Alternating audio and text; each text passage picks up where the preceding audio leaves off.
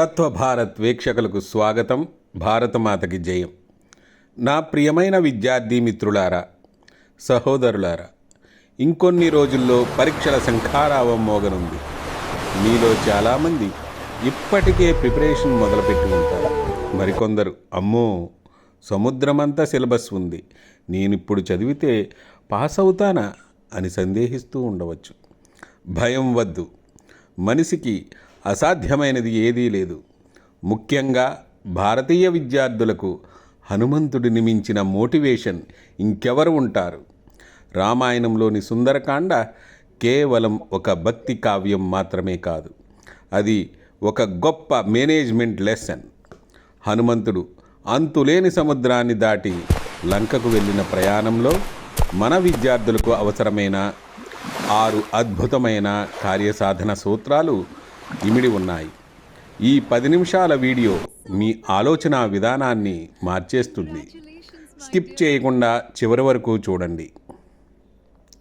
మిత్రులారా, హనుమంతుడు సముద్ర తీరానికి వెళ్ళినప్పుడు ఆ అనంతమైన జలరాశిని చూసి ఒక్క క్షణం నిశ్శబ్దంగా ఉండిపోయాడు. నేను చేయగలనా అన్న సందేహం అతని మనసులో మెదిలింది.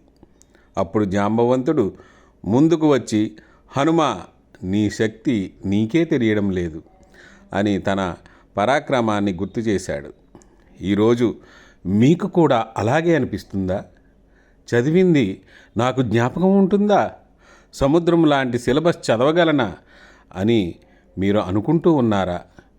మీ కాలేజీల్లో, స్కూల్లో మీకు కూడా జాంబవంతుల్లాంటి టీచర్సు, సీనియర్సు ఉంటారు. వారు మీ మీద నమ్మకం ఉంచుతున్నారు, మీలో శక్తిని మేలుకొల్పుతున్నారు. మొదట మీరు మిమ్మల్ని నమ్మండి. నేను సాధించగలను అని ఒక్కసారి గట్టిగా అనుకోండి. హనుమంతుడు తన శరీరాన్ని పర్వతంలా పెంచినట్లు మీ ఆత్మవిశ్వాసాన్ని పెంచండి. మొట్టమొదటి సూత్రం, మైనాక పర్వతం సౌకర్యాల వల. సముద్రం మీదుగా ఎగురుతున్న హనుమంతుడు చూసి అలిసిపోయాడేమో, విశ్రాంతి తీసుకోమని మైనాక పర్వతం ఎదురు వస్తుంది. అత్యంత రుచికరమైన పళ్ళు, సేద తీరడానికి నీడను ఇస్తానంటుంది. కానీ హనుమ ఏమన్నాడో తెలుసా? రామకార్యం ముగించే వరకు విశ్రాంతి లేదు. విద్యార్థులారా, మీరు చదవడానికి కూర్చున్నప్పుడు మీకు కూడా మైనాక పర్వతాల్లాంటి డిస్ట్రాక్షన్స్ ఎదురవుతాయి. కాసేపు ఫోన్ చూడు, ఫ్రెండ్ ఫోన్ చేశాడు వెళ్ళిరా, ఒక్క ఎపిసోడ్ వెబ్ సిరీస్ చూద్దాం, ఒక్క వీడియో గేమ్ ఆడదాం. ఇవే మైనాక పర్వతాలు. ఇవి మనకు విందు ఇస్తున్నట్టు అనిపిస్తాయి, కానీ మీ గమ్యాన్ని చేరడంలో ఆలస్యం చేస్తాయి. లక్ష్యం చేరే వరకు ఈ చిన్న చిన్న సుఖాలకు దూరంగా ఉండండి, కోల్పోయేది ఏమీ లేదు. రెండవ సూత్రం, సురసాదేవి యుక్తితో అడ్డంకులను దాటండి. మధ్యలో నాగమాత సురసాదేవి అడ్డుకుంటుంది, తన నోరు పెంచుకుంటూ పోతుంది. హనుమ కూడా తన శరీరాన్ని పెంచుతాడు. కానీ చివరి నిమిషంలో హనుమంతుడు తన యుక్తిని ప్రదర్శించాడు. ఒక్కసారిగా అంగుళం పరిమాణంలోకి మారి ఆమె నోట్లోకి వెళ్ళి మెరుపు వేగంతో బయటకు వచ్చేశాడు. పరీక్షల్లో కొన్ని ప్రశ్నలు లేదా సబ్జెక్టులు మీకు కూడా సురసాదేవిలా కనిపిస్తాయి. మనం ఎంత చదివినా అవి అర్థం కానట్టు భయపెడతాయి. అప్పుడు కేవలం కష్టపడటమే కాదు, యుక్తిని ఉపయోగించాలి. Flow charts, mind maps, mnemonics వాడి ఆ కష్టమైన పాఠాన్ని సులభంగా అర్థం చేసుకోండి. సమస్య ఎంత పెద్దదైనా మీ సూక్ష్మ బుద్ధితో దాన్ని పరిష్కరించవచ్చు. కార్యసాధన సూత్రం 3, సింహిక భయాన్ని అంతం చేయండి.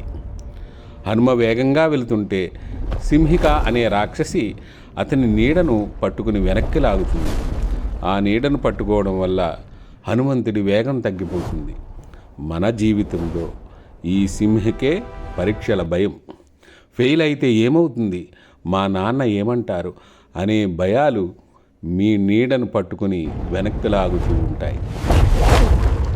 హనుమంతుడు ఆ సింహిక నోట్లోకి దూరి ఆమె గుండెను చీల్చి బయటకు వచ్చాడు. మీరు కూడా మీ భయాల నుంచి, అర్థం లేని ఆందోళనల నుంచి తప్పించుకోండి. ఆ భయానికి, ఆందోళనకి మూల కారణం ఏంటో వెతకండి.